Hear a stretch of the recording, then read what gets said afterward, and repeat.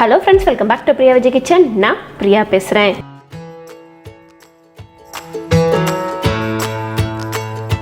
இன்னைக்கு முதல்ல பாசிப்பருப்பு சுண்டல் எப்படி பண்ணுறதுன்னு பார்த்துடலாம். நல்லா மலர்ந்து வேக வச்ச பருப்போட கொஞ்சம் டிஃப்ரெண்ட்டான தாளிப்பு கொடுத்து இந்த சுண்டலை நம்ம இன்னைக்கு பண்ண போகிறோம். முதல்ல ஒரு அரை கப்பு பாசிப்பருப்பு எடுத்துக்கலாம்.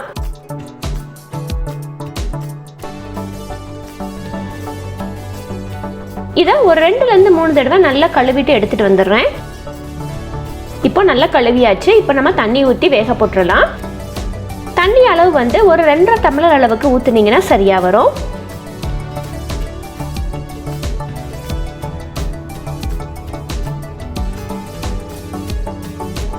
அப்படியே உங்களுக்கு டவுட்டா இருந்துச்சுன்னா தண்ணியோட அளவு வந்து இந்த அளவுக்கு வச்சீங்கன்னா சரியா வரும். சரி, இப்போ நம்ம அடுப்பை ஆன் பண்ணிடலாம். இது கூடவே ஒரு 1/4 டீஸ்பூன் அளவுக்கு மஞ்சள் தூள் சேர்த்துக்கலாம். அடுத்து ஒரு 1/4 டீஸ்பூன் அளவுக்கு மட்டும் உப்பு போட்டுக்கலாம். உப்பு ரொம்ப போட்டாலும் பருப்பு வேகாது. கொஞ்சமாக போடுறனால உங்களுக்கு பருப்பு வந்து குலையாமல் நல்லா மலர்ந்து வெந்து வரும். இப்போ இதை ஒரு லைட்டாக ஒரு கலரி ஒரு தட்டு போட்டு மூடி வச்சிடலாம். இப்போ ஒரு கொதி வரதுக்கு முன்னாடியே கசடெல்லாம் ஃபார்ம் ஆகும். அது எல்லாத்தையும் நம்ம எடுத்து கீழே போட்டுட்டு அதுக்கப்புறமேட்டு நம்ம இதை நல்லா வேக விட்டு எடுத்துக்கலாம். முதல்ல இது ஹையில் இருக்கட்டும். இந்த மாதிரி கசடு ஃபார்ம் ஆகிருக்கும். இதை நம்ம கண்டிப்பாக எடுத்துடணும். ஏதாச்சும் அழுக்கு இல்லை தூசி இருந்துச்சுன்னா இந்த கசடுலேயே வந்துடும்.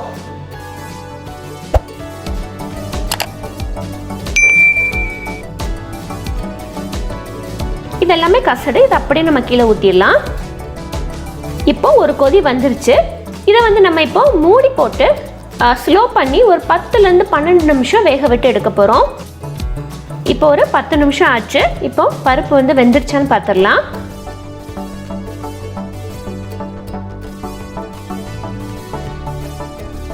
பாருங்க, நல்லா வெந்து வந்துருச்சு. இப்போ அடுப்பை ஆஃப் பண்ணிட்டு வடிகட்டி வச்சிடலாம். பாசிப்பருப்பு சுண்டலில் ரொம்ப ரொம்ப முக்கியமானது என்னதுன்னா பருப்பு வந்து குழையக்கூடாது. நல்லா மலர்ந்து வெந்து இந்த மாதிரி முழுசாக இருக்கணும். அதே சமயத்தில் நல்லாவும் வெந்திருக்கணும்.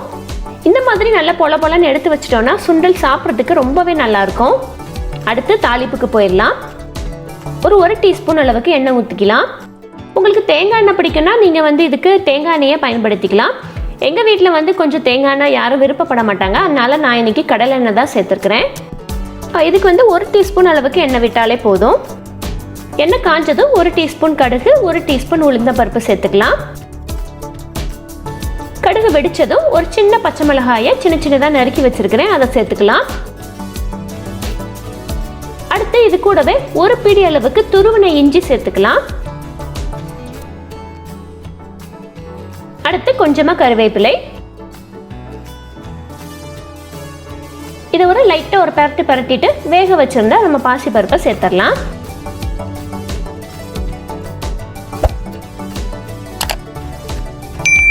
இதுக்கு கிளற மொத்தல நல்லா அடியிலிருந்து கிளறுங்க. அவங்க பருப்பு வந்து உடையாம இருக்கும்.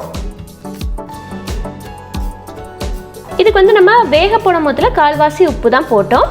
இப்போ மிச்சத்துக்கு நம்ம உப்பு போட்டுடலாம். லைட்டாக ஒரு பரட்டி விட்டு இது எல்லாமே கரெக்டாக ஒரு நிமிஷம் இருந்தாலே போதும். அடுத்து இதில் துருவின தேங்காயை சேர்த்துக்கலாம். தேங்காயை போட்டு லைட்டாக ஒரு பரட்டி விட்டுட்டு அடுப்பை ஆஃப் பண்ணிடுங்க. ஆஃப் பண்ணிட்டு ஒரு 2லேருந்து 3 சொட்டு அளவுக்கு லெமன் ஜூஸ் சேர்த்துக்கலாம். இது வந்து லெமன் ஜூஸ் வந்து அடுப்பை ஆஃப் பண்ணிட்டு சேர்த்துக்கோங்க, மறந்துடாதீங்க. அவ்வளவுதான், சுவையான பாசிப்பருப்பு சுண்டல் தயார்.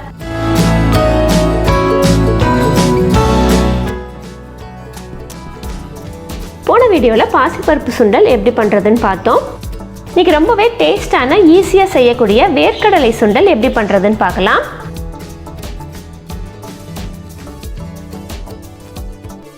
இங்கே வந்து 1 கப் அளவுக்கு நான் வேர்க்கடலை ஊற போட்டு வச்சுருக்கிறேன். 1 கப் வந்து இந்த கப் அளவுக்கு நான் ஊற போட்டு வச்சுருக்கிறேன். ஒரு 2 மணி நேரத்துலேருந்து 3 மணி நேரம் வரைக்கும் ஊற போட்டு வச்சுருக்கிறேன். அப்படின்னா தான் நம்ம வேக போடும் போதில் உங்களுக்கு சீக்கிரமாக வெந்து வரும். இப்போ முதல்ல நம்ம இதை வேக போட்டு எடுத்துடலாம். ஒரு ப்ரெஷர் குக்கரில் நம்ம ஊற போட்டு வச்சுருந்த கடலையை சேர்த்துடலாம். இது கூடவே ஒரு 2 டம்ளர் அளவுக்கு தண்ணீர் ஊற்றிக்கிறேன். தண்ணி வந்து கடலை முங்குற அளவுக்கு மட்டும் ஊற்றினாலே போதும். இது கூடவே கொஞ்சமாக ஒரு உப்பு போட்டு வேக வச்சிடலாம்.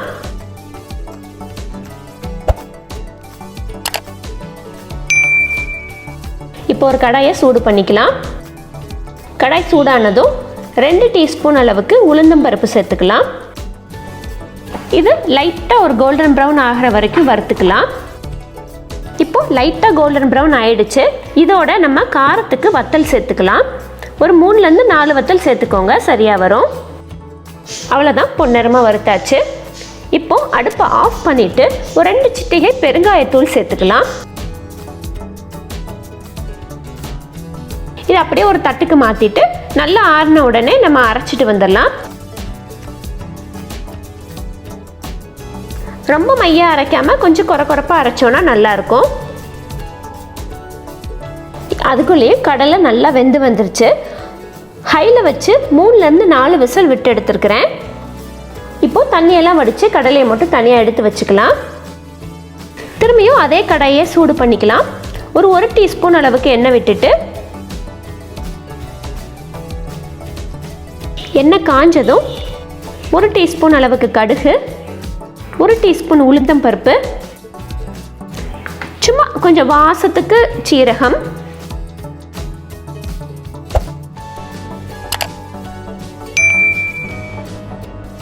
கடுகு பொரியட்டும். கடுகு பொரிஞ்சிருச்சு. இப்போ நம்ம கருவேப்பிலையை சேர்த்துடலாம். அடுத்து இது கூடவே வேக வச்ச வேர்க்கடலையை சேர்த்துடலாம். வேர்க்கடலை போட்டு 2 பெரட்டி விட்டுட்டு இப்போ நம்ம அரைச்ச பொடியை சேர்த்துடலாம். நான் அரைச்ச எல்லா பொடியுமே சேர்த்துட்டேன். இது வந்து கரெக்டாக வரும். 1 கப்பு வேர்க்கடலைக்கு 2 டீஸ்பூன் உளுந்தம்பருப்பு சரியாக வரும்.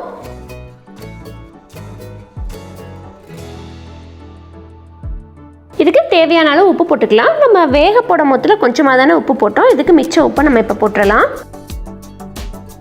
பொடி போட்டு ஒரு 2 நிமிஷம் ஆனதுக்கப்புறம் நம்ம துருவின தேங்காயை சேர்த்துடலாம்.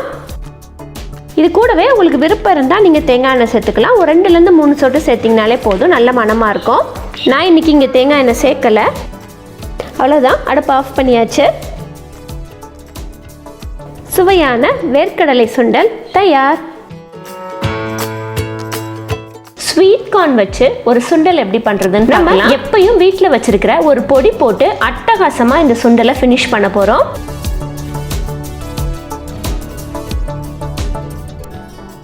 இங்கே வந்து 1/2 கப் அளவுக்கு கார்னை ஊற போட்டு வச்சிருக்கிறேன். இந்த அளவுக்கு, இந்த கப்பு அளவுக்கு நான் எடுத்திருக்கிறேன். இது வந்து நான் ஓவர் நைட் ஊற போட்டுட்டேன். அப்படி இல்லைன்னா ஒரு 2 to 3 ஹவர்ஸ்னாச்சும் மினிமம் நீங்கள் ஊற போடணும். இப்போ நம்ம இதை ப்ரெஷர் குக்கரில் போட்டு வேக வச்சு எடுத்துடலாம். தண்ணி வந்து கார்ன் முங்குற அளவுக்கு மட்டும் நம்ம ஊற்றினாலே போதும். இது கூடவே கொஞ்சமாக உப்பு போட்டு வேக போட்டுக்கலாம். இப்போ இது வேகட்டும். அடுத்து ஒரு பேனை சூடு பண்ணிக்கலாம். பேன் நல்லா சூடானதும் 1 டீஸ்பூன் அளவுக்கு எண்ணெய் ஊற்றிக்கலாம். எண்ணெய் காஞ்சதும் 1 டீஸ்பூன் கடுகு, 1 டீஸ்பூன் உளுந்தம் பருப்பு, சும்மா வாசத்துக்கு 2-3 சீரகம்,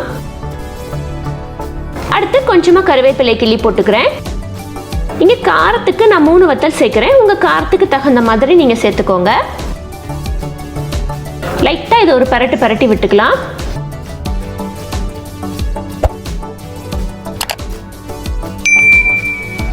அடுத்து இதோட நம்ம வேக வச்ச கார்னை இதில் சேர்த்துக்கலாம்.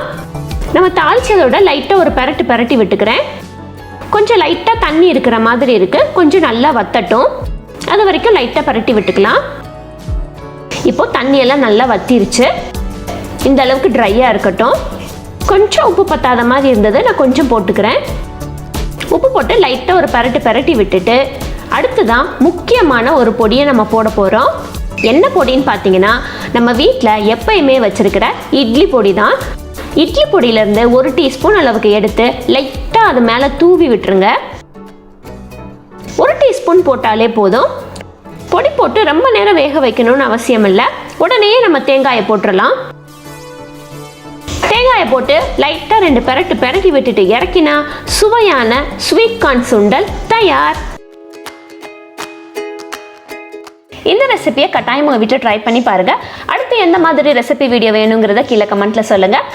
பிரியா விஜய் கிச்சன் சேனலை நீங்கள் என்ன சப்ஸ்கிரைப் பண்ணலைன்னா மறக்காமல் சப்ஸ்கிரைப் பண்ணிக்கோங்க. பக்கத்தில் இருக்கிற பெல் ஐக்கானையும் மறக்காமல் ப்ரெஸ் பண்ணிக்கோங்க. தேங்க்யூ. தேங்க்ஸ் ஃபார் வாட்சிங்.